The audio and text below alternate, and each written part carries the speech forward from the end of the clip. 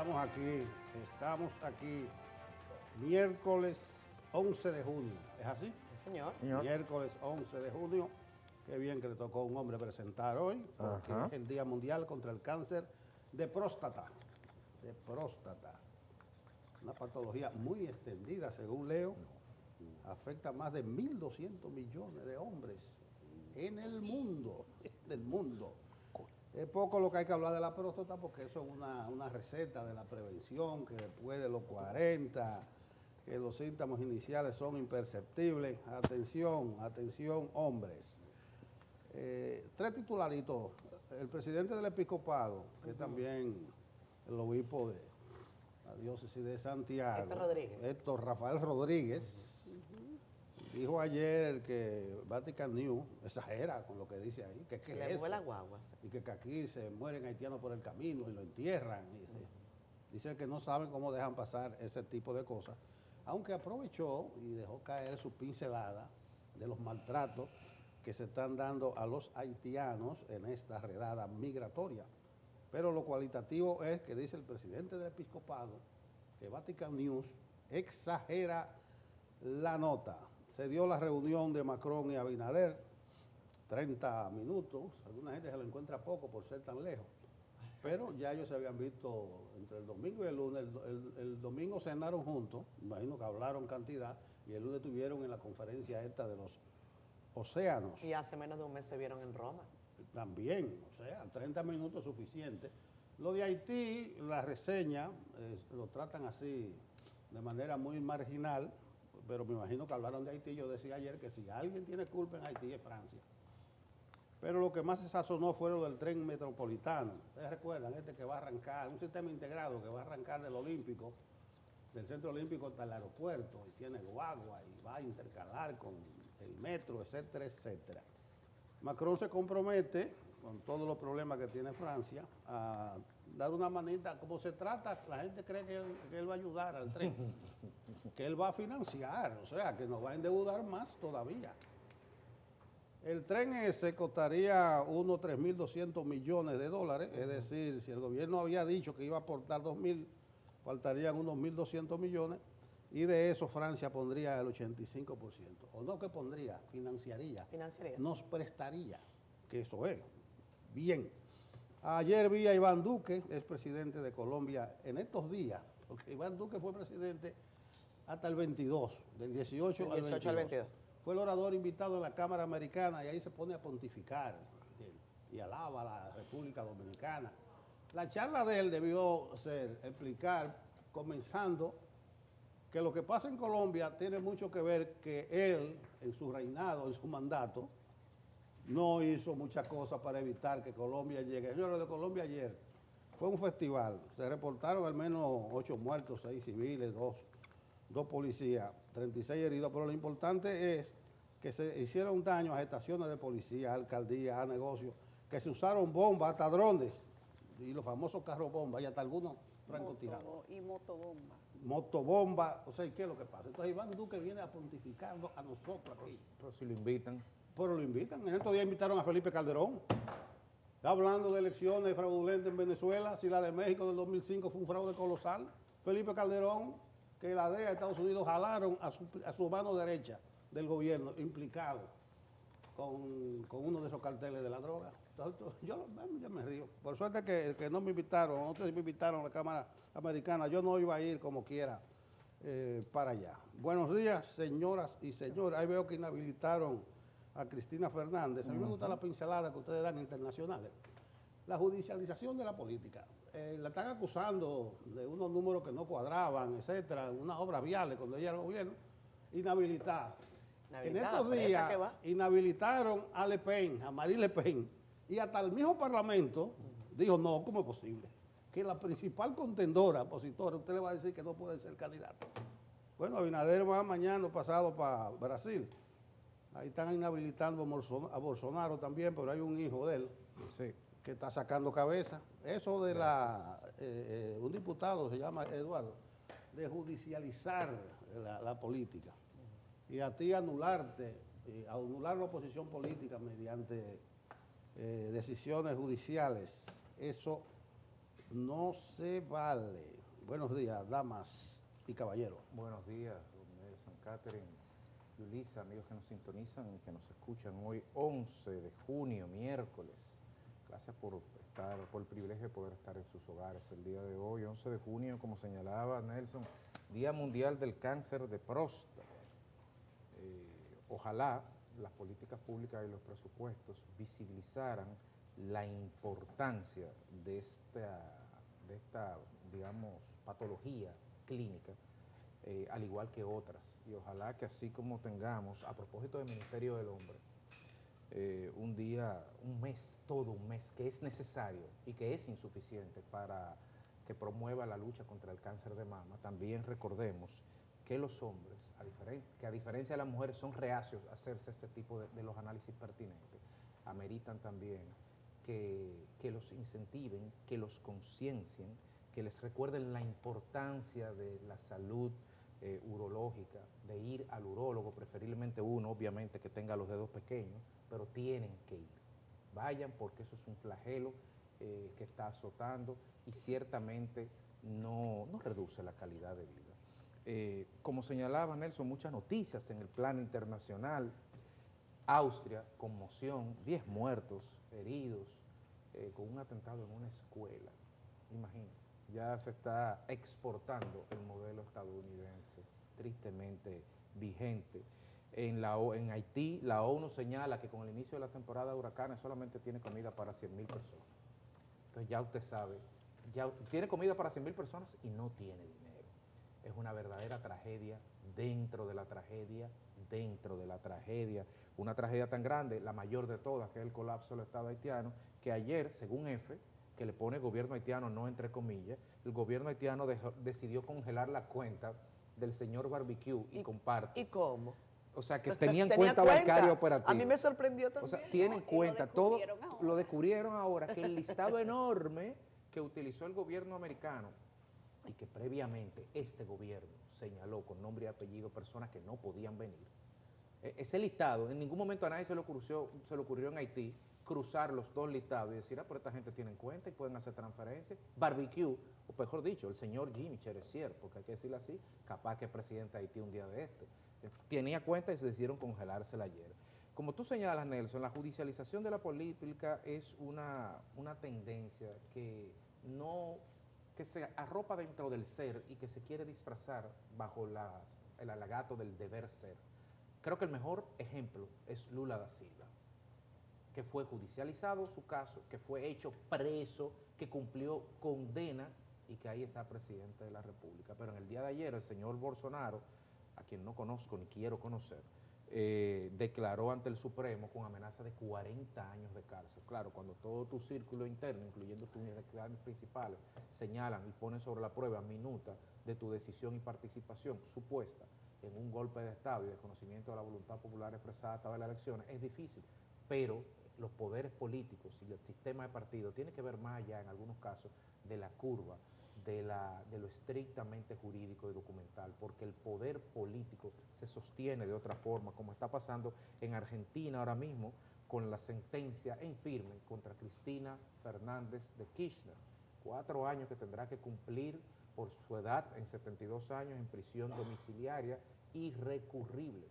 Además, nadie sabe si eso le conviene, porque a lo mejor haciéndole el mal, le hacen un bien al propio peronismo kirchnerismo, porque descabezando a su principal dirigente, permiten, al igual que pasará en Brasil, que surjan nuevos liderazgos alternativos. Mientras tanto, la vieja, en palabras de José Mujica, se queda en su casa presa. Y en Estados Unidos, las protestas están adquiriendo ribetes preocupantes. Las protestas que ocurrieron en Austin, que están ocurriendo en Los Ángeles y en otros estados se está viralizando. Y aquí la discusión de fondo no es ni será. Como en su momento la discusión de fondo en la Guerra Civil Norteamericana no fue la esclavitud, sino el poder federal sobre el poder estatal. Aquí la discusión de fondo es si el presidente de los Estados Unidos puede interferir en las competencias de los gobernadores locales. En definitiva, la separación de los poderes del Estado en los Estados Unidos. Eso es lo que se está discutiendo y esa senda es peligrosa porque Estados Unidos hace más de 100 años la transitó y no son una, ni dos, ni tres las películas que hablan de escenarios de conflictos civiles y, por cierto, la mayoría comienzan en California. En el plano local, el Ministerio de Educación presentó una hoja de ruta ayer de educación con 5 ejes temáticos. El ministro Luis Miguel Decán dijo que si no hay clases, no hay educación, y dijo que en lo que va de año se han perdido 10% de docencia. Me imagino que no por ausencia de nosotros ni de los padres, me imagino que debe ser porque los profesores no fueron a dar clases. Y en algunos sitios hasta el 25% del tiempo de las clases del año lectivo se ha perdido por ausencia de profesores dando clases. Yo creo que eso hay que tomarle nota. Lo de Francia, lo que decía Nelson, y finalmente el Mercasanto Domingo ya se está hablando de 1.000 millones de pesos. Y las evaluaciones preliminares señalan que la obra, inaugurada en 2014, no tenía ningún sistema de detección, ni de riego, ni de emergencia. La nave que se quemó apenas tenía 10 extinguidores para un área de metraje de 7.000 metros cuadrados. Ojalá se tome nota correctiva en las naves que quedaron y ojalá se hagan investigaciones y, ¿por qué no?, establecer sanciones vinculadas a la ineficiencia y a la falta de manejo en este caso. Muy buenos días. Bueno, buenos días Federico, buenos días a Nelson y a toda la audiencia de Despierta con CDN. Gracias a ustedes, gracias por estar conectados tempranito, este 11 de junio, que nos recibe con muchas noticias, amanece en la República Dominicana con particular calor, seguimos con este calor propio, por supuesto, de la temporada. El cielo esta mañana todavía estaba azulito, pero ayer en la tarde ese polvo de Sahara estaba dándolo todo, como dicen en los pasillos. La verdad es que conviene que se tomen las medidas preventivas, intente vestir ropa fresca. Yo estoy de negro, pero esto, como ustedes lo ven aquí, es suavecito, es casi una telita, porque lo que no conviene es que nos forremos demasiado, sobre todo cuando tenemos que salir en horas pico. Protector solar, protejan a los niñitos, hidrátenlos y ustedes manténganse en salud. Hoy es el Día Mundial en la lucha contra el cáncer de próstata. Federico hablaba sobre los exámenes a los que de una manera u otra durante mucho tiempo los caballeros debían someterse a una situación particularmente incómoda. Sin embargo, también hay que decir que hay suficientes estudios ya en la República Dominicana que permiten avanzar de una manera muy precisa sobre diagnóstico temprano, incluyendo hasta exámenes de sangre, exámenes de laboratorio, pesquisas relativas a la parte de imagenología y, por supuesto, la atención debida de los profesionales de la salud. El cáncer de próstata hace mucho dejó de ser un dolor de cabeza si usted se diagnostica a tiempo, y es fácil diagnosticarse.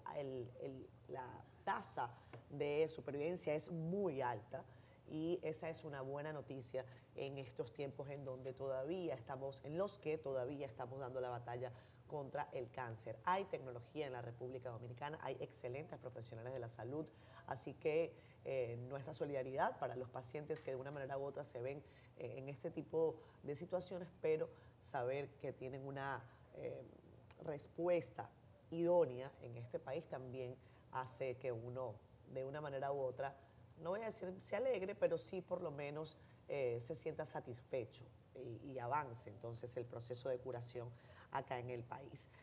Comenta Nelson la visita del presidente Iván Duque. Él dice que no iba a ir a la Cámara Americana, que no, ¿verdad, Nelson? Entonces, no, yo no voy para allá. No. En mi caso no es que yo voy, es que yo fui hasta lo entrevisté en Varna. A mí sí me da gusto hablar con Iván Duque. Me gusta hablar con Iván Duque. Pueden haber críticas, lo que ustedes quieran, pero a mí me gusta escuchar a Iván Duque. Y él sobre todo... Él habla bonito en la conta, yo vi. Sí, nos habla muy bien. Articula, es un tipo muy preparado. Bien. O sea, no, es un tipo muy preparado, hay que decirlo. Es un tipo preparado, es un tipo cordial. Creo que además tenerlo acá en estos días tiene un valor especial porque recuerden que Miguel Uribe Turbay era miembro de su partido y que él haya mantenido los compromisos que tenía acá en el país pese a esa situación, pues habla bien de su responsabilidad, de las responsabilidades que adquiere. Nosotros conversamos con él en la jornada previa, allí el lunes, perdón, cuando apenas prácticamente se estaba bajando del avión y lo entrevistamos en esa actividad a la que me invitó el alumna de Varna, esta organización académica a la que con mucho orgullo pertenezco. Y ahí Iván Duque hacía la reflexión sobre lo que está pasando en su país y también reflexionaba sobre la geopolítica, el tema de Trump. Tiene una visión interesante, Nelson, y muy pragmática sobre lo que pasa en Estados Unidos. Yo traté de escucharlo en su totalidad y me parece que todo el que pueda escuchar lo que él piensa sobre eso vale la pena que se le escuche. Quizás a veces hay que abstraernos de situaciones con las que uno puede o no estar de acuerdo en su ejercicio como gobernante y escuchar lo que tiene para decir. Iván Duque hacía una reflexión sobre lo que pasa en ese país. No habían ocurrido estos 24 atentados, 24 ataques terroristas en 5 horas que golpearon a el Valle del Cauca, Cali, toda esa población que ya se ha visto particularmente vulnerada desde hace décadas por la violencia y por la absoluta locura de grupos guerrilleros que perdieron su horizonte hace mucho y que se plantan una bandera aquí en el brazo hablando de patria y dignidad cuando lo que son narcoterroristas, violadores de derechos humanos, de los peores criminales que tiene la humanidad. Y ahí también, por supuesto, hay que insertar todo el conflicto armado de esa nación. ¿De quién es la responsabilidad? Yo no se la puedo achacar al presidente Duque, la responsabilidad la tiene el presidente actual, el presidente Petro, que tiene la responsabilidad de cuidar a sus ciudadanos. ¿Quién está al frente del Palacio de Nariño hoy? Iván Duque. Álvaro Uribe, no señor, es el presidente Gustavo Petro. Entonces el presidente Gustavo Petro debe cuidar a sus ciudadanos. No le ha podido brindar seguridad a uno de los precandidatos presidenciales que hoy se debate entre la vida y la muerte porque le metieron un pepazo en la cabeza. Porque no fue capaz el Estado colombiano tampoco de cuidar a su oposición, que es uno de sus principales deberes. Lo reconocía el presidente Petro hace algunos días. Y tampoco ha tenido la responsabilidad, no ha cuidado a sus ciudadanos, porque hay 8 víctimas inocentes de las disidencias de las FARC. De las disidencias de la FARC que siguen sembrando terror, al igual que el ELN, que opera hoy como un grupo terrorista hasta binacional. Entonces, si hay que hablar de responsabilidades, hablemos de los que están hoy en Palacio de Nariño. Qué bueno que les queda un año, pero qué malo que les queda un año. Ese que tú dices salió en el 22, o sea, fue ayer. ¿Quién? Lo que tú dices de Petro, yo puedo decirlo de Iván Duque. Él fue presidente hasta el 22. Sí, pero actualmente él es el presidente, Nelson. O sea, tiene una responsabilidad ahora. O sea, yo entiendo el tema de la responsabilidad histórica, dejó un país. Pero no se puede excluir a Petro de la responsabilidad. No, claro que no, pero yo no puedo hablar de... Pero yo arranco por ahí. Yo arranco por ahí. Este es el principal porque está ahora, pero Duque... No, pero si el principal, hablemos del principal. Bueno, está bien que pontifiquen aquí y le paguen en dólares esa conferencia. A mí me parece muy bien que le paguen. Y yo prefiero que le paguen y que no estén volviendo una y otra vez a la intención de estar del poder, de quedarse. Esa experiencia debe ser aprovechada. Aquí estaba Vicente Fox también. Calderón, todo eso. Gente. Pero vamos a llamar. ¿Cómo se llama el del sombrero? Pero bien. ¿Cómo es que se llama el del sombrero? El del sombrero. Riverón. Riverón. Pero no, aquí, el de Perú. No, el del sombrero de Nicaragua. De Honduras. De Honduras, perdón. Sí. El que estuvo aquí. Que estuvo aquí. ¿Cómo es que se llama? Bueno, ya está el marido de la presidenta. Está bien, también. El esposo de la Boluarte. ¿Cuánto costó esa visita aquí? No hace nada por tu país. Menos que la universidad en este. No recuerdo, pero Ese no puede darnos consejos a nosotros aquí ya. Ya, está bien. Yulisa tiene la palabra. Yulisa, adelante, Yulisa. Termina la cita. Gracias. ¿Tú te acuerdas en el colegio, en Santiago, que le ponían, En Santiago. le ponían la mano en el medio, el que ocupa primero? Señores, son vivencias escolares. Bueno, iniciando por Colombia, ese país ha regresado, ha hecho un retroceso de más de 10 años y es sumamente lamentable. Ayer se supo en horas de la noche, cerca de las 12 de la noche, se hablaba ya de 81 personas heridas y de 6 personas muertas. Entre los heridos de gravedad hay un niño de 5 años que estaba jugando en la acera de su casa y lamentablemente resultó siendo una víctima casi fatal. Los muertos podrían aumentar en las próximas horas porque hay personas que se encuentran en condición de gravedad, de estado muy delicado y no se sabe qué va a pasar. Colombia está viviendo días de terror y durante la noche de ayer la situación no fue distinta. Hay que ver qué pasa el día de hoy, pero el ELN ha vuelto a ser lo que era. ha reflejado su verdadera cara. Esta es la diferencia de tener un gobierno de izquierda de la peor. Hay gobiernos de izquierda como el de Lula que han reivindicado la izquierda. Sin embargo, el gobierno de Petro pretende hundir lo que le queda de dignidad a ese tipo de movimiento y a ese tipo de ideología. Ayer decían varios congresistas de Colombia que todo lo que está sucediendo es responsabilidad única del señor Petro, porque ha zanjado el país con un discurso de odio que ha motivado al ELN, a quien él apoya de una manera directa, dicen los congresistas, a sentirse dueños del territorio que habían perdido. Y además lleva de manera permanente un discurso que es la mitad del país contra la otra mitad del país. Y de ahí no puede salir nada bueno.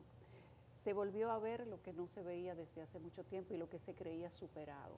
Colombia había acogido el eslogan desde hace ya varios años, desde que se empezó a hablar del famoso acuerdo de paz, de que lo peor que puede pasar es que quieras quedarte. Ese era su eslogan de marca país. Ese eslogan lamentablemente ha perdido el sentido desde ayer para acá o desde el fin de semana para acá, con el intento de asesinato del senador Uribe. Y lamentablemente esto lo está viendo el mundo. Es posible que, aunque le queda un año lamentablemente todavía a Petro, este sea el último año de la izquierda. En la memoria frecuente de la gente se le quería dar una oportunidad a la izquierda porque no había gobernado. Sin embargo, la oportunidad está saliendo tan cara que probablemente la izquierda no vuelva a ganar. Y Colombia está asistiendo a una temporada de terror que creía que había olvidado. Y lamentablemente se la volvieron a revivir de una manera muy, muy dura.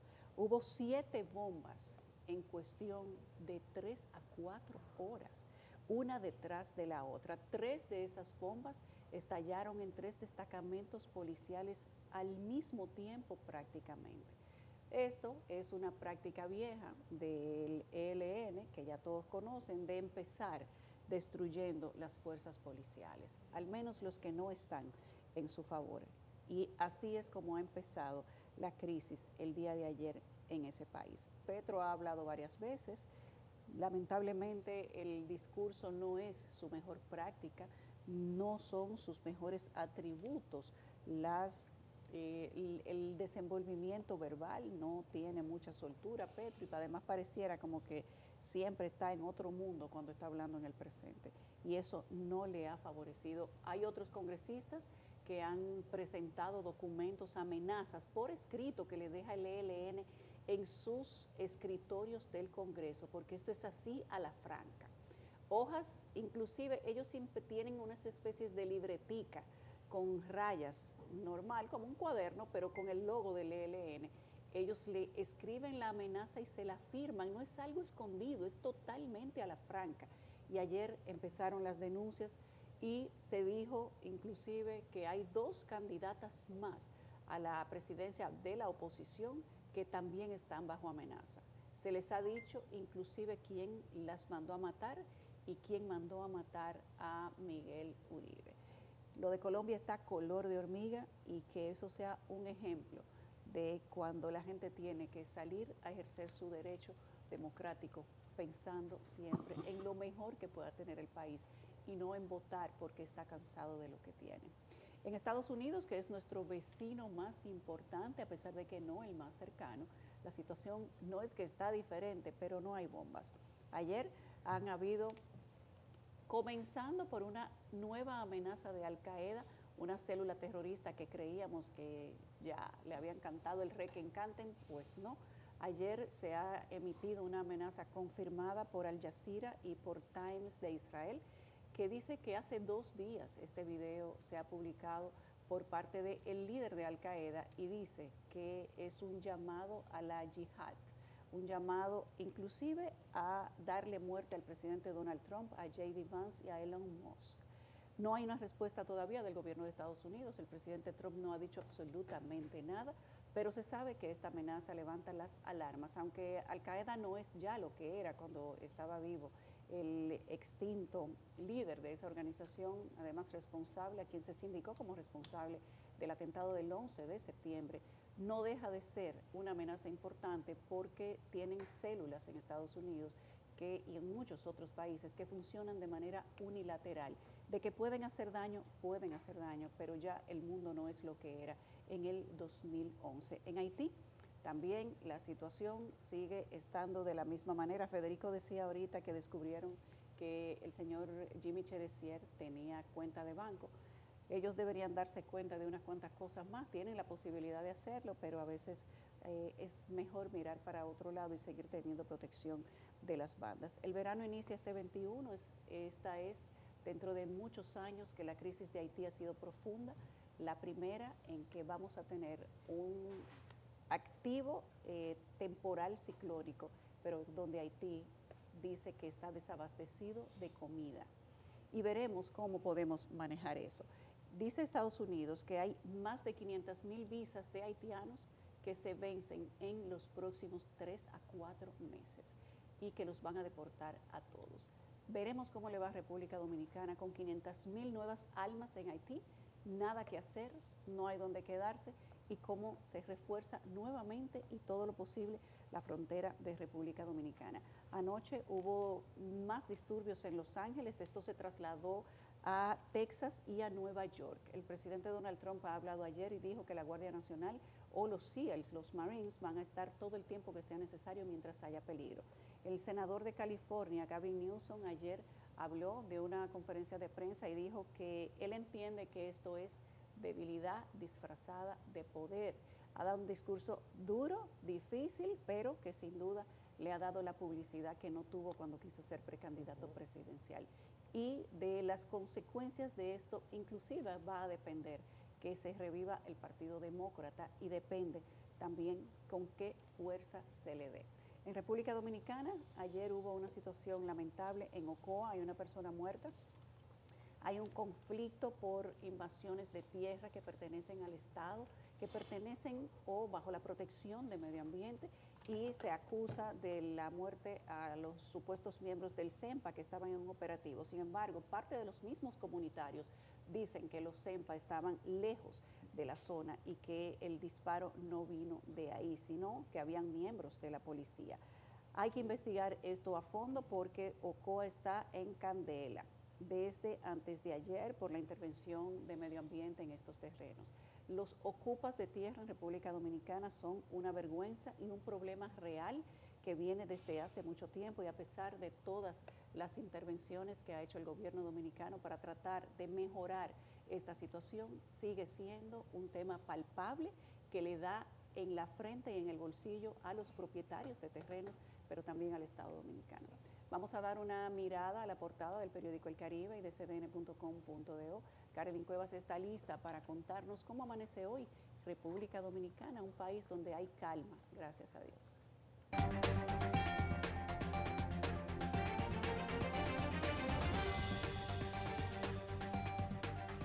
Buenos días, vamos a hacer una revisión de las portadas. Iniciamos por El Caribe con el director ejecutivo de INAPA, Wellington Arnott, quien habló de los logros y metas de su gestión durante su participación en la entrevista especial de El Caribe y CDN. En temas económicos, el gobernador del Banco Central destacó ante visitantes del Citibank las fortalezas de las instituciones financieras dominicanas por su nivel de capitalización.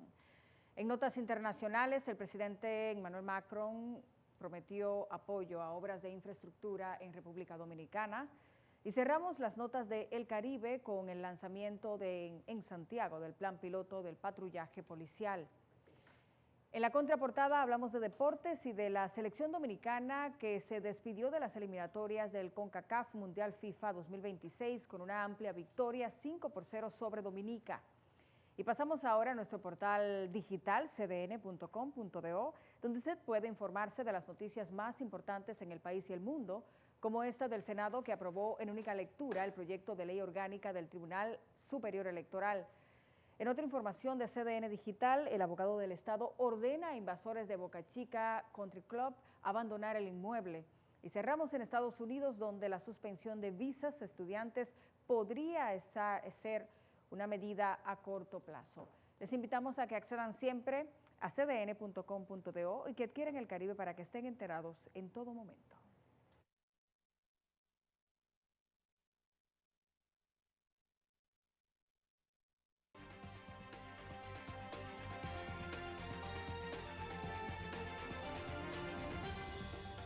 El reporte del clima para el día de hoy, a cargo de Jim Suriel. Muchísimas gracias, muy buenos días. Hemos tenido este combate meteorológico en las últimas 24 horas entre una nube de polvo del Sahara y una onda tropical. Pero hemos visto cómo se han mezclado estos factores meteorológicos y desde ya el firmamento se ha tornado grisáceo o brumoso en gran parte de nuestro país. Desde ayer empezaron a llegar esas partículas densas desde el Atlántico hasta nuestra zona de pronóstico. Hoy seguiremos con esa capa sahariana sobre el territorio nacional. Seguiremos con esta bruma por lo menos hasta el domingo, cuando ya empiece a debilitarse. Pero ha estado interactuando con los efectos de la cuarta onda tropical que está de tránsito al sur de nuestra región en aguas del Mar Caribe. Esa onda no ha desarrollado nubosidad significativa porque el polvo del Sahara mantiene limitada la actividad de este sistema atmosférico. Pero los efectos de una débil vaguada podrían combinarse con la onda tropical para generar algunas precipitaciones esta tarde y también esta noche en algunas provincias. Esto se deberá a que la nube estará variando en intensidad y en densidad en algunas provincias. A menor cantidad, por ejemplo, en el noroeste, zona fronteriza y parte de la cordillera central, podrían desarrollarse algunas lluvias entre moderadas y fuertes, pero también podríamos ver algunos chubascos hacia el noreste de nuestro país y hacia el sur. Mientras tanto, la sensación térmica va a continuar muy calurosa en el periodo diurno y de manera especial ya empieza a registrarse esta temperatura calurosa a partir de las 9 de la mañana y se extiende hasta las 5 o 6 de la tarde. Vamos a estar muy atentos porque los procesos alérgicos estarán presentes esta semana laboral en gran parte de nuestro país. Estas han sido las informaciones meteorológicas. Bueno, ahí está la incidencia del polvo del Sahara, tendrá el ambiente brumoso y la sensación térmica bastante elevada. Hasta el fin de semana eso. Gracias, Jim Suriel. Son las 7:44 de la mañana. Tenemos en la línea al periodista José David de Radio Blue de Colombia, José David Rodríguez, ¿verdad? José David es un periodista de una cadena hermana colombiana que está en disposición de conversar con nosotros sobre los últimos acontecimientos en Colombia. José David, buenos días, ¿cómo estás? Gracias por aceptar nuestra llamada. Hola a todos, buenos días, aquí desde Bogotá, desde los estudios de W Radio. Estamos aquí ya precisamente a 1 hora y media viaja el presidente de la República, Gustavo Petro, a la ciudad de Cali, que ha sido víctima y digamos epicentro de unos atentados terroristas en las últimas horas. 19 en total se presentaron en Colombia en las últimas horas, lamentablemente. 19 atentados. Wow. Sí, más de 19 atentados. ¿Cuál es la situación que vive el país en este momento, José David? ¿Qué dice la gente? ¿Hay miedo en la calle? ¿Hay toque de queda? ¿Qué disposición se ha tomado? Cuéntanos un poco del ambiente general que vive en este momento Colombia. Sí, pues lamentablemente han sido horas de incertidumbre. Por supuesto, las autoridades han tomado medidas, no hay toque de queda, la gente obviamente ha tenido que continuar con su vida, sus trabajos, universidades, bueno, en fin. Y es que aquí en Bogotá, por ejemplo, digamos, a pesar de que no ha habido ningún tipo de amenaza, las autoridades también ya van a empezar a tomar medidas. Pero por fortuna, digamos, las autoridades han registrado estos atentados. Lamentablemente, hay que decir, 4 policías se perdieron la vida, 4 uniformados fueron asesinados en medio de esta arremetida criminal. Dice el gobierno nacional, responsabilizan a las disidencias de las FARC de estos atentados terroristas allí en Cali, en el departamento del Valle del Cauca y en el departamento del Cauca. Obviamente, el presidente Gustavo Petro y el propio ministro del Interior, Armando Benedetti, pues no han descartado que estos atentados tengan relación con lo que pasó con el precandidato presidencial Miguel Uribe Turbay, que a esta hora, pues lamentablemente, continúa en estado crítico. José David, 19 atentados, evidentemente es un concierto que hay. Tú mencionas la FARC, se había hablado por aquí del ELN, ¿Está precisamente certero eso de que sería o provendría de la FARC? Pues el presidente y el propio ministro del Interior, además del comandante general de las fuerzas militares, el almirante Francisco Cubilles, pues han señalado a las disidencias de las FARC, a Iván Mordisco, como los responsables de estos atentados terroristas. No se ha hablado de otra hipótesis por ahora, pero tampoco se ha desligado esta hipótesis de lo que está ocurriendo en las últimas horas, reitero, a lo que pasó el fin de semana con el precandidato Miguel Uribe Turbay. Por eso, pues se van a anunciar medidas, el presidente se va a desplazar hoy a Cali. Coincidencialmente, ese desplazamiento del presidente coincide con el decreto de consulta popular. Lo más probable es que el presidente Gustavo Petro firme hoy el decreto que convoca la consulta popular para el tema de las reformas laborales, justamente allí en Cali, en donde fue el epicentro de estos atentados terroristas. Tanto así que sectores le han pedido al presidente Gustavo Petro que no tenga ese viaje a la ciudad de Cali, dada las circunstancias en materia de seguridad. Sin embargo, el presidente pues aseguró que va a ir y va a haber un consejo de seguridad y allí estaremos acompañando. Por favor, José David, danos contexto sobre este decreto del que nos comentas, porque entendemos, por lo que hemos visto en la prensa colombiana, que había sido una reforma laboral rechazada por el Congreso de la República de Colombia, pero que el presidente Petro parece que de igual manera va a llevar adelante de esta forma. ¿Eso violenta de alguna manera el reglamento jurídico colombiano o cómo se está manejando? ¿Cuál es el análisis? Pues para muchos expertos y para muchos críticos del gobierno nacional sí hay una ruptura institucional luego de esta convocatoria, sí se hace efectiva vía decreto de la consulta popular. Por supuesto, el presidente se ha defendido y también a través de su nuevo ministro de Justicia, que fue exfiscal general de la Nación y fue quien asesoró al gobierno nacional en esta teoría o en esta tesis de que se podía vía decreto decretar, valga la redundancia, esa consulta popular. El gobierno ha sostenido que el presidente Gustavo Petro puede decretarla y está facultado constitucionalmente, y el propio presidente de la República, Gustavo Petro, también lo ha asegurado a través de X en las últimas horas, en donde ha publicado el artículo de la Corte de la Constitución Nacional que le permite, según él, pues convocar esa consulta popular. Sin embargo, pues hay muchos expertos jurídicos que se están oponiendo y que demandarían esto, por supuesto, porque dicen que es inconstitucional. Ahí está el debate, por supuesto, entre los dos sectores. Sin embargo, pues el presidente lo más probable es que hoy firme ese decreto. José David, finalmente, sabemos que te tienes que ir. Hay una declaración del alcalde de Cali, si no me equivoco, que ha dicho que lamentablemente han vuelto a 1989. Pónganos en contexto. ¿Esto es habitual? ¿Esta era la realidad con la que los colombianos normalmente vivían? ¿Desde hace cuánto tiempo? Esta sensación que ustedes tienen hoy, ¿es similar a lo que pasaba en los últimos 4, 8 años, 10 años? Mire, yo creo que en esto hay que ser responsables. Uno como periodista también tiene que ser responsable, sí, y no generar, digamos, como decimos acá en Colombia, más cizaña o atizar mal lo que está ocurriendo.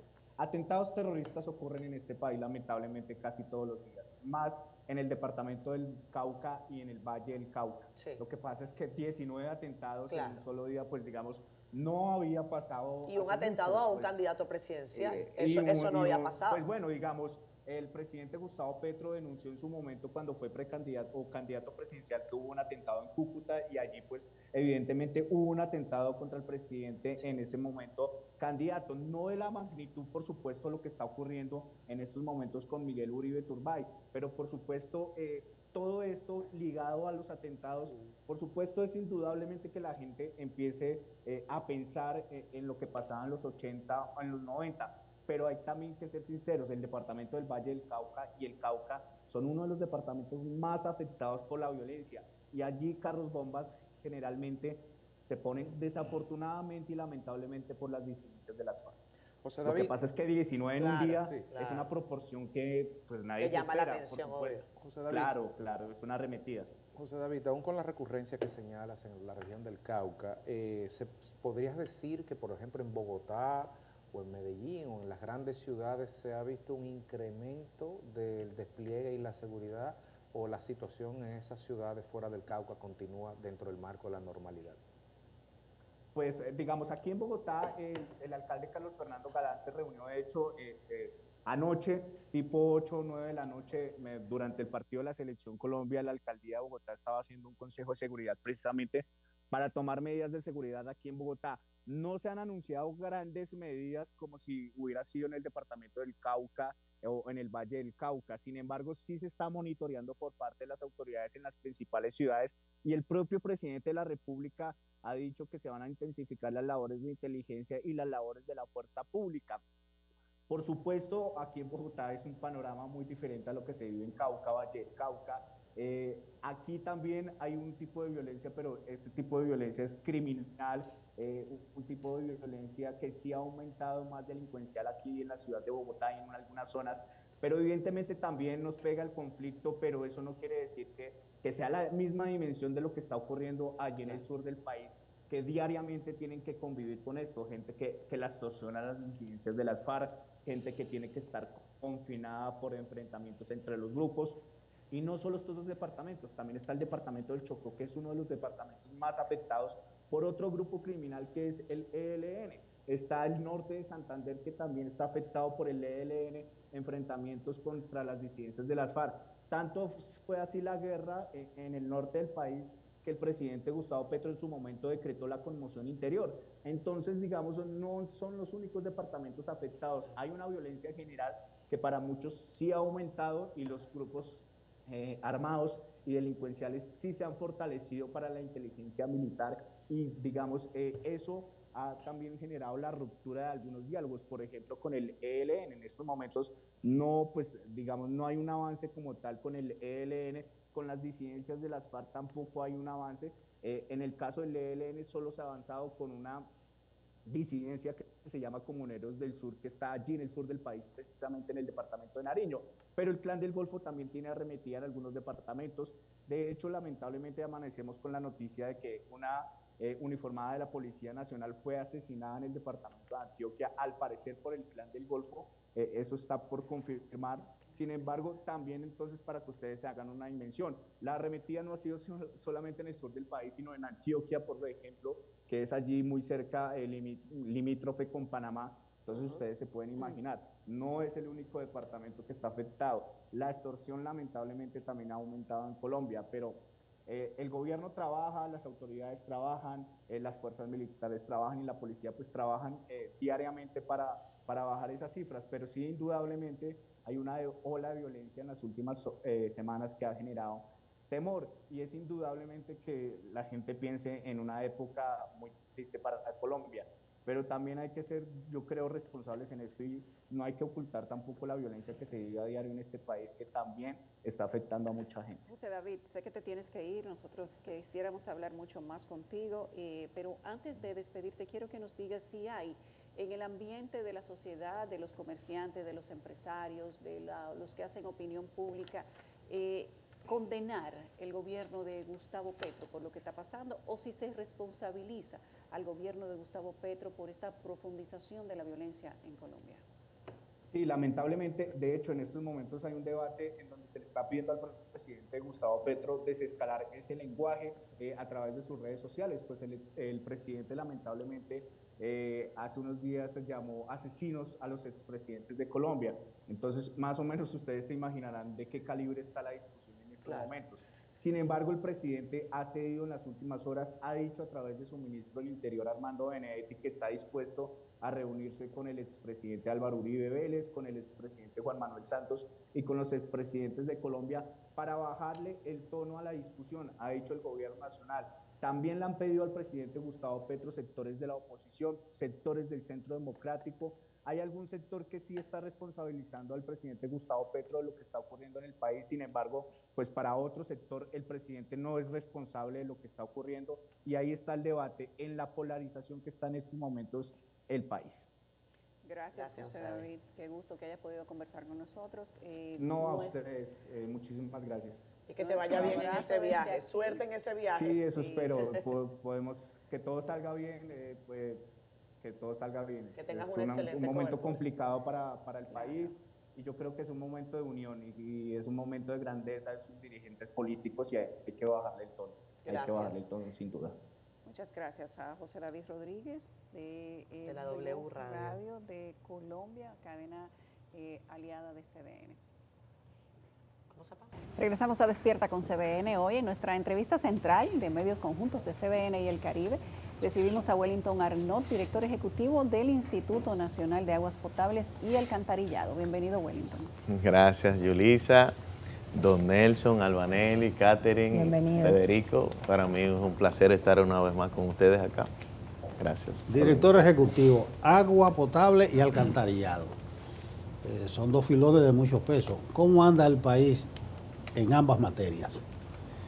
Hemos hecho un trayecto, yo diría, sin precedentes en la historia de la República Dominicana. Lo que es la gestión del agua y el saneamiento, que anteriormente había una gran diferencia en cuanto a la atención con el agua y el saneamiento, aunque hay que reconocer que carecíamos de una política pública definida de cara al corto, mediano y largo plazo. El presidente Luis Abinader crea el Gabinete del Agua.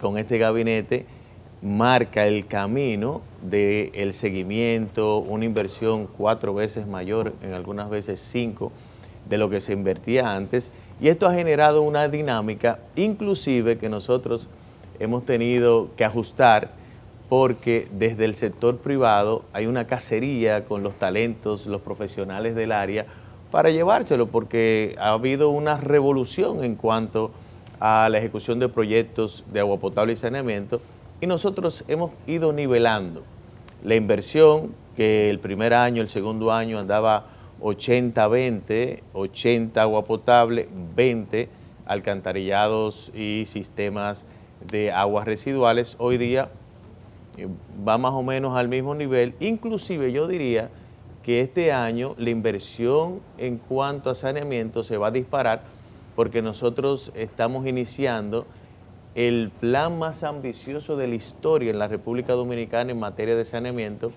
que es el saneamiento universal de zonas turísticas y costeras, un proyecto que lo estamos desarrollando con el Banco Interamericano de Desarrollo, que contempla todo el saneamiento y el alcantarillado sanitario de Boca Chica, Andrés, La Caleta, con un emisor submarino. Este es un proyecto lindísimo que nosotros iniciamos.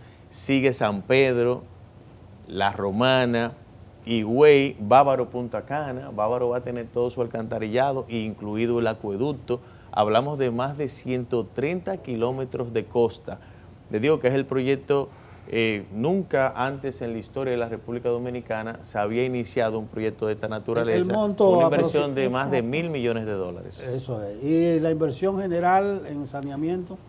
Bueno, nosotros podemos decir que de los 25.000 más o menos millones de pesos que hemos ejecutado en los 4 años pasados y lo que va de este, hablamos de un 65-35, 65 de agua potable y 35 de saneamiento, porque los proyectos, por ejemplo, nosotros entregamos el proyecto del acueducto de Miches, pueblo, zona turística, que fue un compromiso que hizo el presidente Luis Abinader con el clúster turístico de Miches, de tenerle el acueducto antes del desarrollo de los hoteles, y así lo logramos. En la inauguración, el representante del clúster reconoció, y también me llamó mucho la atención porque decía, primera vez que una inversión pública concluye antes de un proyecto privado por el tema de la burocracia y demás, y nosotros concluimos con mucho tiempo de antelación, porque esto es muy importante, la planificación cuando se tienen proyectos de inversión, ya que cuando se hace su due diligence, los desarrolladores buscan financiamiento, y no es lo mismo que tú tengas garantizado el sistema de agua para buscar inversiones. Por ejemplo, en cuanto al desarrollo de Boca Chica, lo que va a pasar en Boca Chica es una transformación sin precedentes, porque imagínense la playa del pueblo, con problemas que viene arrastrando en su historia de temas de saneamiento, con una planta que hace mucho quedó muy pequeña, que estemos haciendo ahora, vamos a iniciar en los próximos, el mes que viene, si Dios quiere, este proyecto que contempla 250 kilómetros de tubería para recoger todas las aguas residuales de Boca Chica, Andrés y La Caleta, con un emisor submarino que va a garantizar que esa playa del pueblo esté apta para el disfrute de todos los dominicanos, porque esa playa es vamos a decir, la playa emblema de nuestro país. Escúchame de nuevo, ahí es que tú te vas a zambullir con gusto en Boca Chica. Albanero.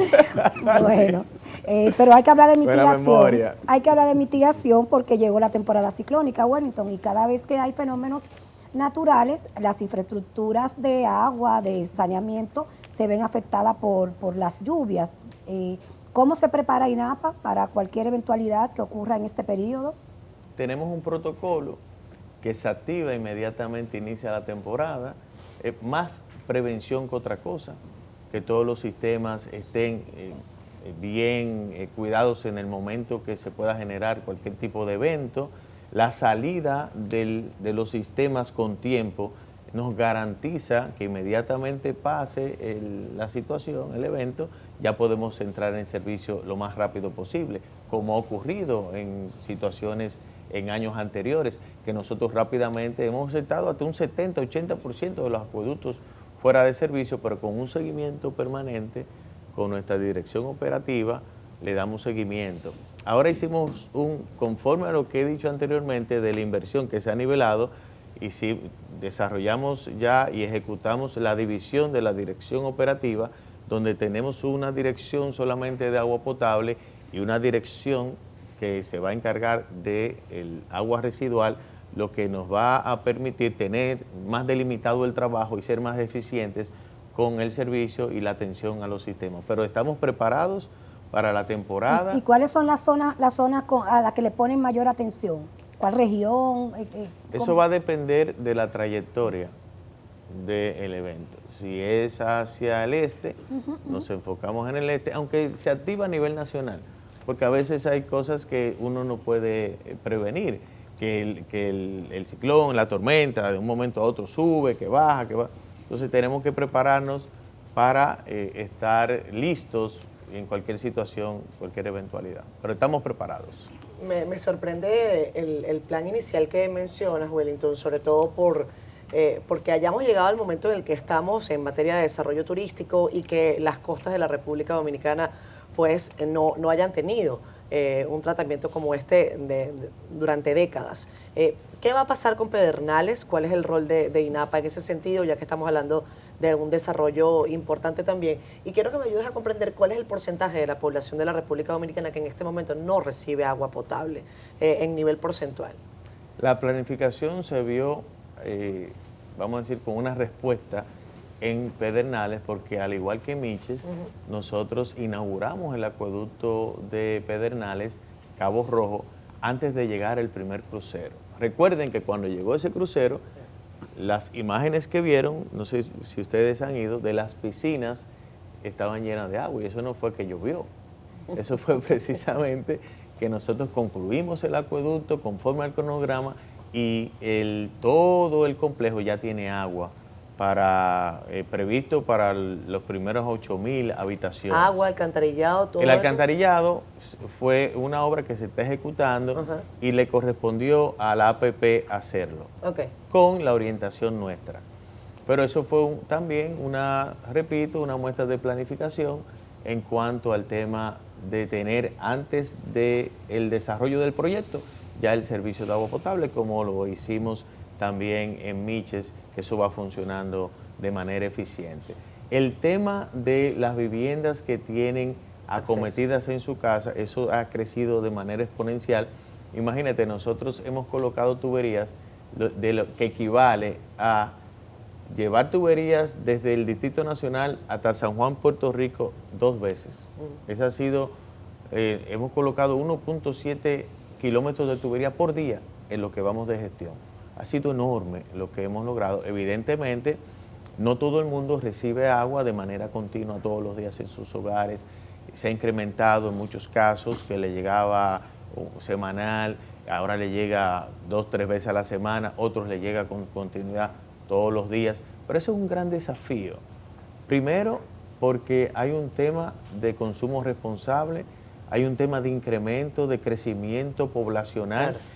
Siempre hay déficit con el tema de los acueductos porque se construyen con una vida útil a 20, 30 años y los sectores se van desarrollando. Entonces, en el tiempo van cumpliéndose esos 30 años, o sea, es un ciclo que se va desarrollando. En algunos casos hay temas de fuente, por ejemplo, nosotros en los próximos días estaremos inaugurando, quedan más o menos 2 meses, 3 meses, el acueducto de Villa Altagracia, que se construyó hace más de 30 años y la fuente era precisamente el río Isabela. Nunca funcionó de manera eficiente ese acueducto porque no se contempló que el río se iba, esa fuente era muy insegura.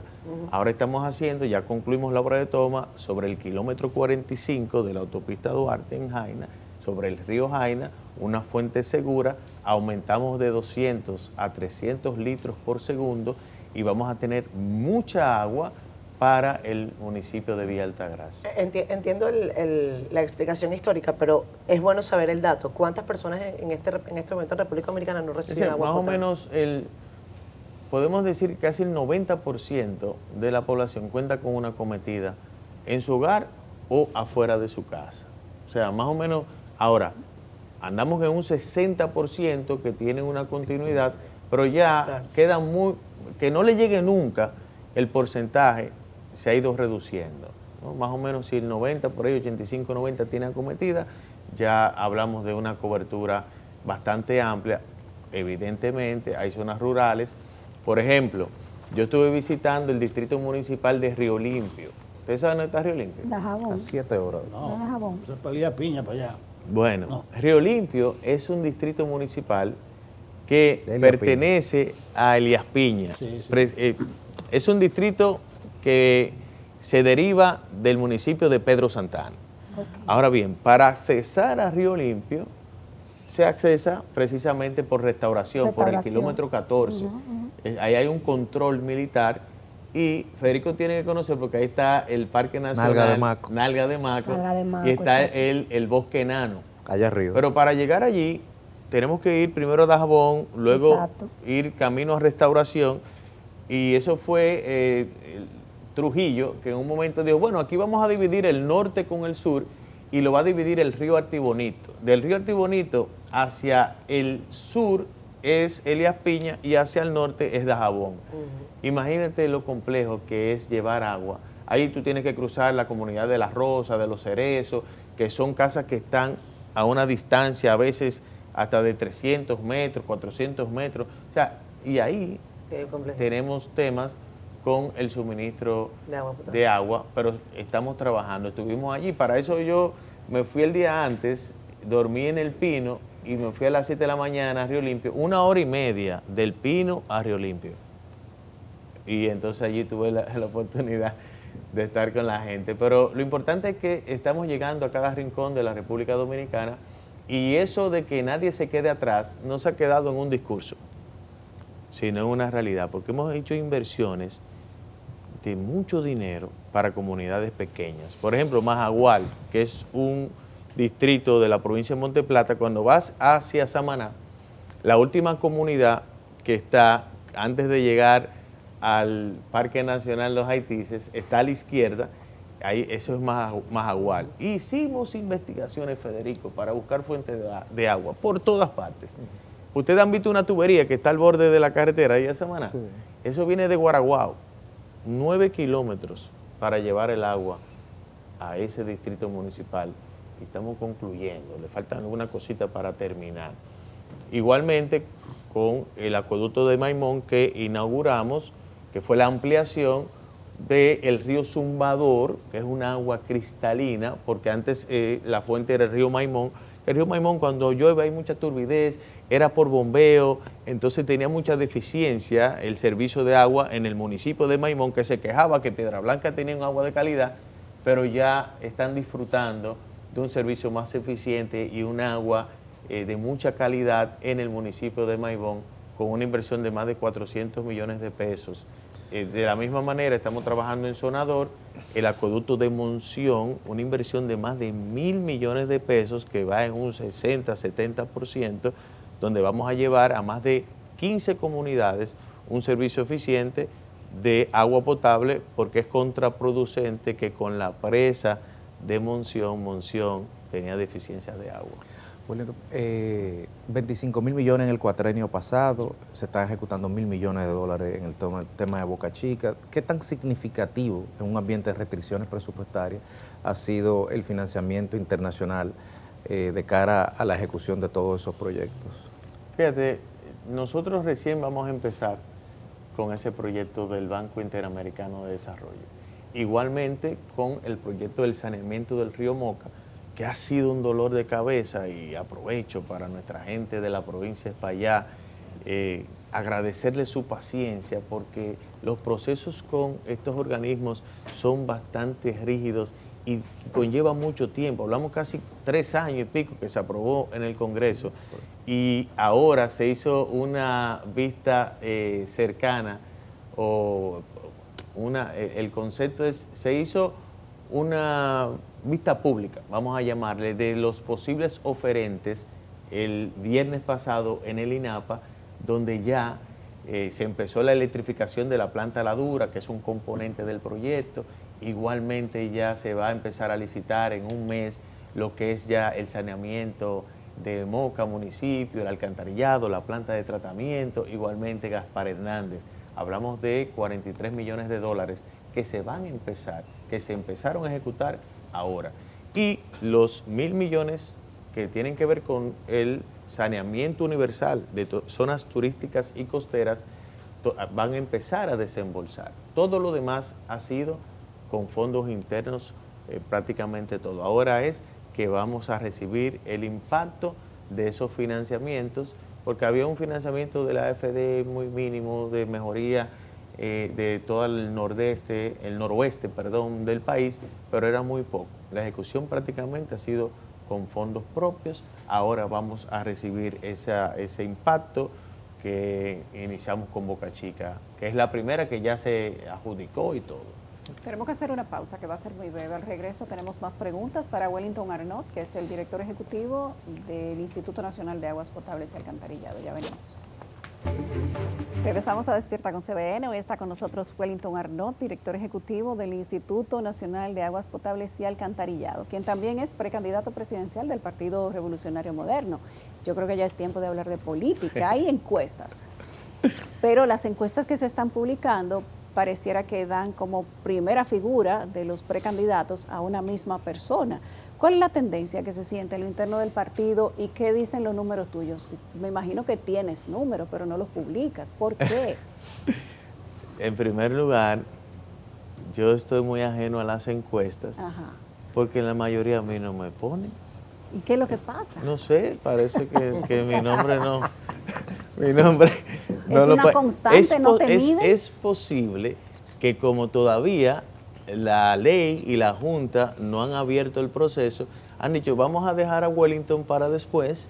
Como Wellington está enfocado en su trabajo, se nota, ¿verdad?, en temas de agua potable y saneamiento, más adelante posiblemente eso ocurra. No sé si recuerdas el 27 de febrero. Alguien me preguntó, mira, no tengo el móvil, de eso, porque habían sacado unas cuantas encuestas. Hay varias, 4 en encuestas. En esos días. Y es una constante que a mí no me ponen. Pero sale rankeado el mismo candidato. Pero déjame responderte, porque es verdad que no le he puesto mucha atención. ¿De qué yo respondí? Yo tengo el WOP, entonces el WOP te dice si tú tienes estrés o no. Sí. Y ahorita le enseño. Yo te voy a decir que ¿Cómo? Cuando estaba el estrés en 0.3, sí, cuando habían hecho 2 o 3 encuestas. O sea que yo entiendo que ahora mismo eso no tiene mucha importancia. Pero a veces se excluye un candidato que marca mucho, entonces para que no marque... Bueno, yo respeto la estrategia de cada, vamos a decir, proyecto futuro, sí, porque evidentemente hay una realidad. Y la realidad es que todo va a depender de cómo nosotros podamos continuar demostrando que lo hacemos mejor que lo que estaban. Si no es así, no hay un futuro para ninguno de lo que eventualmente cuando llegue el momento pretendemos continuar con el cambio. Eso es así.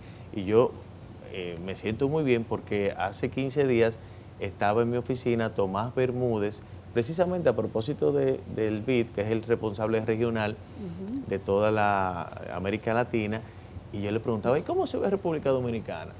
¿Y cómo se ve el presidente Luis Abinader? Ustedes que están obviamente trabajando en todos los países. Y él me manifestó, bueno, debo decirte que la República Dominicana le quitó el puesto que anteriormente tenía Costa Rica, como el país de la región, donde la gente quería invertir, donde había más condiciones, donde había un ecosistema institucional que garantizaba que las inversiones vinieran, y eso me llenó de mucha satisfacción. De manera que entiendo que el momento es de no perder el norte, tener los pies sobre la tierra, cumplir con los compromisos que hemos hecho con la población y eventualmente cuando se acerque el proceso que está garantizado porque el presidente Luis Abinader, que es el líder del partido, será el presidente de nuestra organización, donde él más que nadie tiene esa gran responsabilidad de que ese legado se mantenga y el principal legado que su partido se quede dirigiendo los destinos del país. En eso va todo bien. No quisiera enturbiar el agua, la turbidez del agua. Y Napa es también agua potable. Correcto. ¿Qué está haciendo la dirección para garantizar la potabilidad del agua? En estos años se ha incrementado la tecnificación. ¿Qué está haciendo a nivel de agua potable para garantizar la potabilidad? Sí, delimitando, cuando hablaba de la delimitación de las áreas, precisamente buscamos más eficiencia en el tema de la potabilización, que cada día, el sistema, por ejemplo, que nosotros inauguramos en Miches, es un sistema que prácticamente cuando nosotros tratamos el agua en una planta moderna de filtración rápida, es un agua de una calidad espectacular. Y nosotros garantizamos con el seguimiento, con la medición, de que el agua siempre se mantenga en los niveles y en los estándares conformes a las regulaciones internacionales. Y eso es un día a día. Nosotros cada lunes nos reunimos con todo el equipo ejecutivo, dándole seguimiento a cada una de las áreas que nosotros tenemos que atender, y la calidad del agua es prioridad 1A. En eso nosotros no nos perdemos. 1. Número 2, en la eficientización de la gestión. Lograr ser autosuficientes es la tarea. Que nosotros podamos decir, y en eso estamos trabajando, hemos duplicado las recaudaciones en los 4 años pasados y ahora recién terminamos un proceso en el cual nosotros buscamos duplicar nuestros clientes sin subir tarifa para duplicar la recaudación y también la eficiencia en el pago de la tarifa energética. Nosotros estamos trabajando para reducir en un 20% el pago de la tarifa energética para este año. De igual manera, nosotros incursionar en lo que es la producción de energía para entrar en el sistema unificado en tanto energía solar como energía hídrica donde se pueda. Estamos trabajando en con esas dos líneas de acción para que podamos ser autosuficientes, con el desafío que decía en principio, que al nosotros hacer una revolución en materia de ejecución de obras y el sector privado estar bien involucrado, con fondos propios estamos trabajando para mejorar las condiciones de remuneraciones y obviamente de todo el personal que es muy competente en la institución. O sea, nosotros tenemos un norte que busca ser mucho más eficientes y seguir demostrando que desde el sector público se puede administrar de manera transparente, eficiente, eficaz. Hoy, antes de venir, estábamos trabajando en lo que es la recertificación tanto de la ISO 9001 de calidad y también 37001 antisoborno, porque hay que recertificarse cada cierto tiempo, y el compromiso con la ética y la transparencia es algo fundamental en lo que es la gestión nuestra. Wellington, Arroyo Gurabo, Se terminó la primera etapa. ¿Cómo va el tema de la segunda etapa y la reubicación de las personas que aún faltaban por llevarla a sus nuevos apartamentos? ¿Cómo va eso? Eso, hablarme de Arroyo Gurabo. Sí, te encanta. Yo de verdad que me traslado a toda una historia de una transformación. Nosotros hemos logrado ya reubicar a lo que equivale a un distrito municipal, porque 1.200 familias, hablamos de más de 6.000 personas, que es más grande que cualquier... ¿Qué Pedernales? Es más grande que... ¿En población? En población, bueno, vamos a poner la Guásara, en Barahona, o el mismo distrito que Río Limpio, que es un distrito, o Cañongo, de Dajabón, o Capotillo, para poner un ejemplo de algunos distritos, 6.000 personas reubicadas, sin tener un sí ni un no. Familias que vivían en extrema pobreza, donde eventos que se pasaron anteriormente provocaron pérdidas humanas, y que allí se vivía en un estado donde la delincuencia arropaba esa zona. Hablamos de más de 16 barrios que se crearon al borde, a la orilla de ambos lados del río Gurabo, donde nadie había mirado para allá, donde ningún gobierno, ningún presidente se paró en el puente de Gurabito, miró hacia abajo y dijo, esto hay que solucionarlo.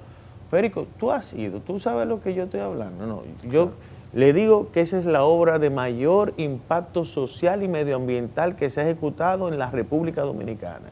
Vamos a reubicar 1.000 familias más que estamos en ese proceso.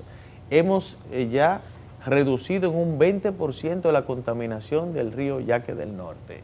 Allí se vive un ambiente totalmente diferente porque hemos recolectado las aguas residuales a ambos extremos del río, un canal que va a tener 3 kilómetros que terminamos ya a final o el primer trimestre del próximo año completa esta primera, vamos a decir, son 3 etapas, pero tendremos más adelante ya lo que sería concluirlo hasta la falda de la Loma, que sería ya, estas 3 etapas concluyen el proyecto, pero ya tendríamos ya no una etapa, sino sería un proyecto totalmente, una continuidad más adelante. Pero ya vamos avanzando de manera conforme a lo que hemos establecido. Los voy a invitar a hacer ese recorrido.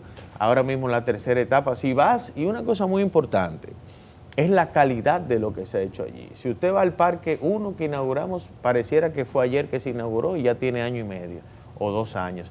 Cuando vas al Parque 2, el parque infantil más grande del Caribe, con capacidad de 600 niños, totalmente gratuito, tú vas y parece que se inauguró ayer. O sea, eso ha tenido un cuidado. Se ha recuperado el bosque ribereño. Y en esta tercera etapa, ahí es que vamos a disfrutar y se va a notar lo que es esta obra transformadora. Primero vamos a conectar el Parque Central con el Arroyo Gurabo, donde estamos haciendo una pista de atletismo con una cancha de fútbol con grama sintética en el medio del parque, donde vamos a tener espacios de recreación, 3 kilómetros para que las familias y la gente puedan ir, de ser un entorno totalmente contaminado a hoy tener un espacio que nadie quiere vender una casa, el que vive por ahí, porque la plusvalía eso se le ha ido al cielo, y de verdad que es una obra que evidencia lo que decía de no dejar a nadie atrás y que nos llena de satisfacción porque el presidente Luis Abinader, y hay que decir también que Eduardo Estrella, que antes senador, ahora ministro de Obras Públicas, el presidente tomó la decisión de intervenir esto,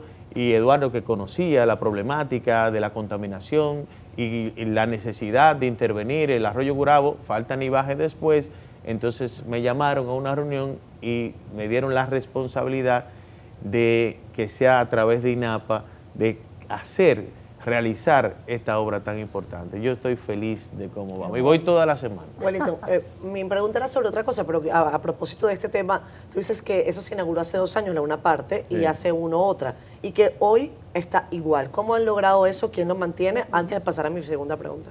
Nosotros lo estamos dando mantenimiento. Ustedes mismos, tienen un en personal paralelo, para eso. correcto, en paralelo trabajamos para involucrar al sector privado. Por ejemplo, ya que estamos aquí, Cibao FC tendrá que encargarse de la cancha de fútbol. O sea que es un compromiso que lo hemos conversado, igualmente otras empresas que se van a involucrar, porque esto es una obra que ustedes tienen que verla, de verdad. Eso es algo totalmente inédito. Un canal de 3 kilómetros, de 9 metros, una ciclovía, una pista ya de acceso para correr, todo un entorno donde se ha sembrado con mucha delicadeza y con la arquitecta experta o con un doctorado en sostenibilidad, Marisabel Serrano de Santiago, que es, bueno, puede haber uno igual, pero no mejor en este tema en el país.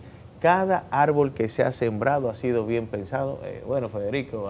La conocimos. ¿Tú la conoces? No. Nosotros la conocimos. Nosotros la conocimos, nosotros estuvimos allá. Pues yo te Wellington. es una estrella. Hablemos Tú tienes que ir allá. Hablemos de la risa de capital. Federico decía como ¿Por qué que tú estás tan insistente con Federico? sabía algo. Porque él es del Bueno, medio porque ambiente. él conoce de plata. Claro, Sí, claro. sí. Y es un doliente de ese Del medio tema. ambiente. Mira, Del medio Wellington, ambiente. el tema de la capital, el acueducto, cada vez que llueve la gente tiene temor, la gente se sube la mano a la cabeza, la gente prefiere no salir. Y evidentemente desde la Alcaldía del Distrito Nacional se ha presentado un plan, pero es un plan al que se va a demorar mucho tiempo. Se había hablado de la posibilidad de desarrollar un plan y quiero que nos actualice sobre ese particular. Cada vez Sí. que llueve es una tragedia.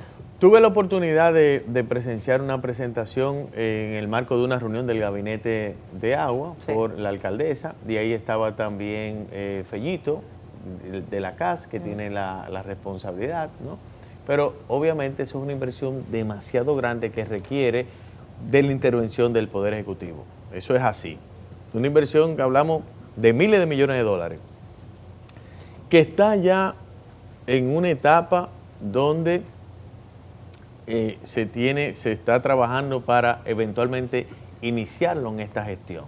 O sea, que eso hay una decisión del presidente de abordar este tema, que hay que señalar que es un tema complejo, porque requiere de mucho dinero y obviamente eso, para tú ya comprometerte, entonces tiene que contar con los recursos. Pero sí, estoy dentro del marco de esa reunión, se estableció priorizar, iniciar por lo menos una primera etapa de lo que es el alcantarillado sanitario de la ciudad de Santo Domingo. Y se está trabajando en eso conjuntamente CAS, alcaldía, ¿no? En el tema del acueducto de la capital, se está trabajando también, ya Fellito en una oportunidad pudiera ampliar, porque ese es un tema que él lo va a desarrollar, de un gran acueducto desde Atillo a Santo Domingo, una planta de 10 metros cúbicos. O sea, un proyecto sumamente importante donde eventualmente, oportunamente ya tendrá Fellito los tiempos donde se va a iniciar, un proyecto que su ejecución durará 2 años y medio más o menos, pero es un proyecto muy importante y que el presidente lo ha puesto como una prioridad. Ya lo demás, yo siempre aprovecho porque a futuro nosotros tenemos la oportunidad y cuando se monetice, Federico, las tierras raras, que con el conflicto de China y Estados Unidos se pone mucho más interesante. Se ha hablado, o sea, extraoficialmente, de 30.000 a 40.000 millones de dólares que obligatoriamente tú tienes que convencer y llevarle a la zona sur del país, como pasó con San Juan, que entiendo que no se creó, no se le explicó a San Juan que por ejemplo, yo digo, bueno, San Juan, vamos a hacer la carretera de 4 carriles del 15 de Asua hacia San Juan. ¿Qué va a decir el sanjuanero que cuando hay un día de fiesta o lo que sea, los accidentes que ocurren allí, entonces la gente de San Juan se va a involucrar y va a permitir por lo menos que se le explique la explotación del oro allá? Cuando se desarrolle entonces ya las tierras raras, hay que volver a eso. La carretera de 4 carriles de Baní hasta Barahona, porque eso es una necesidad. El viaducto o el túnel, yo prefiero que sea un viaducto en el derrumbado de Paraíso, para nosotros tener la carretera Barahona, Pedernales, una carretera sin ningún inconveniente, para que de manera terrestre podamos ir con nuestras familias a ese desarrollo espectacular de Pedernales. Son cosas que hay que ir mirando.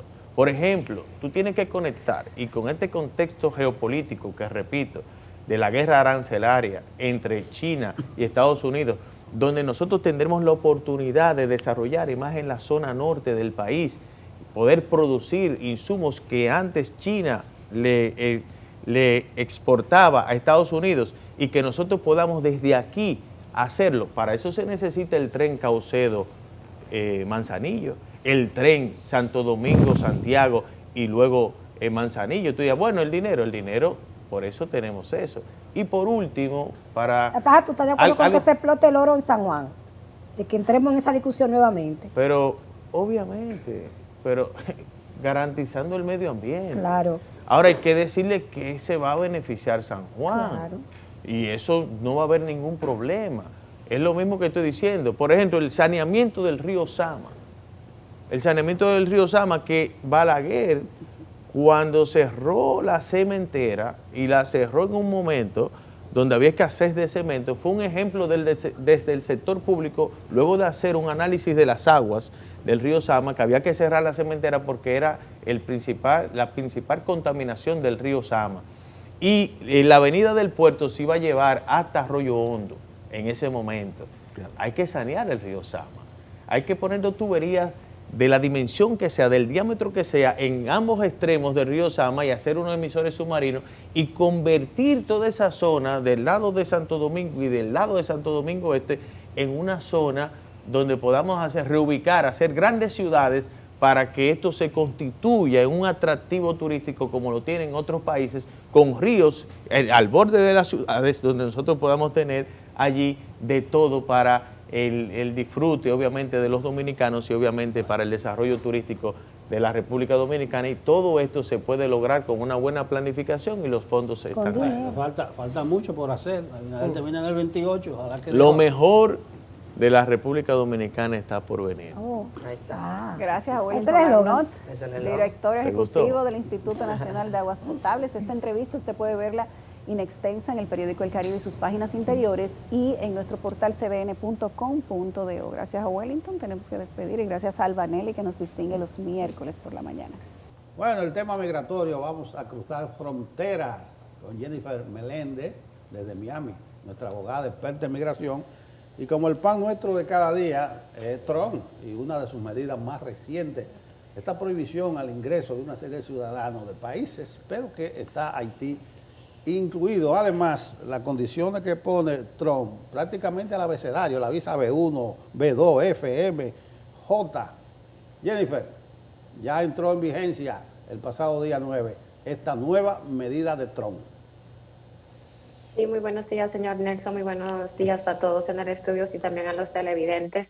Y sí, voy a tratar de ser también breve, lo es prácticamente imposible con todas las informaciones que hay que dar con relación a migración. Pero lo primero que quiero es actualizar justamente lo que está ocurriendo con la provisión de entrada. Voy a hablar incluso de las experiencias personales que está teniendo la firma. Afortunadamente mis clientes sí pudieron entrar todos antes de lo que es el 9 de junio, que era la hora donde empezaba a funcionar. El decreto básicamente decía que entraba en vigor a las 12:01.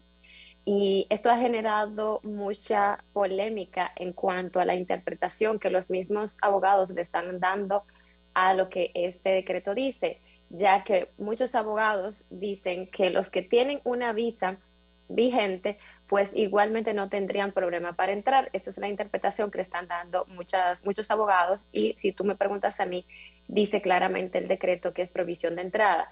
Y vamos a aclarar que si tú tienes visa, las visas no han sido revocadas. Los que no se van a dar visas ahora mismo a estas letras que mencionó el señor Nelson, como la B1, B2, F, J y M, que estas son visas de estudios y de entrenamiento. Pero es muy claro para mí que dice provisión de entrada. Se ha intentado ver lo que es una publicación formal de CBP, si CBP se ha pronunciado. La realidad es que incluso han dicho algunas personas que CBP, para que me entiendan, son los oficiales que te reciben al momento de que uno intenta entrar a los Estados Unidos, y la realidad es que yo no he encontrado ninguna publicación formal donde digan que CBP está permitiendo que personas que ya tienen visas vigentes puedan entrar a los Estados Unidos. También hay que tener mucho ojo con esto. Mi consejo es que no intenten entrar si tienen estos visados, pero un gran asterisco no es que la están revocando. Ahora bien, si CBP va a permitir la entrada de estas personas, va a quedar a su total discreción, y los rumores también de otros abogados es que dicen que CBP va a cancelar las visas si la persona intenta entrar a los Estados Unidos, y por eso, como realmente yo he intentado tener como las publicaciones formales, yo todavía no he visto una publicación formal, así que de mi perspectiva yo les recomiendo no viajar.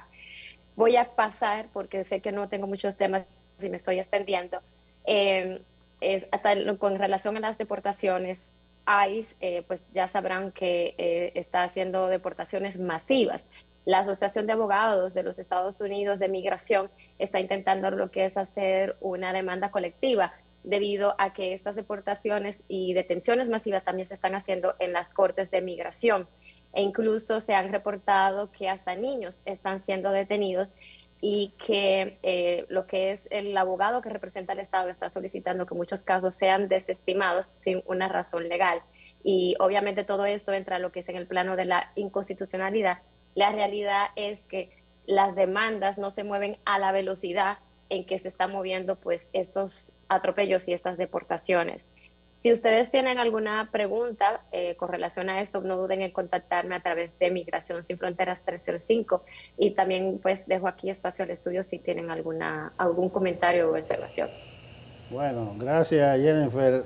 Yo vi una deportación en Texas de una señora con el niñito, precisamente al finalizar una audiencia. No quedó claro si fue reenviada, lo que pasa es que de ahí mismo se la llevaron. Y también en Texas había un joven que de la misma audiencia, ahí al salir, también se lo llevaron. Es una situación bastante compleja. Yo sí felicito tu rigor y tu honestidad al tratar de interpretar esta medida desde tu punto de vista, y además, no solo de tu experiencia, sino recabar datos, porque realmente hay mucha confusión, incluso entre los entendidos en la materia, esto de la prohibición de entrada. Gracias Jennifer, y es un tema que va a estar sobre la mesa. Bye, un abrazo. Bye. Bueno, con Jennifer nos vamos.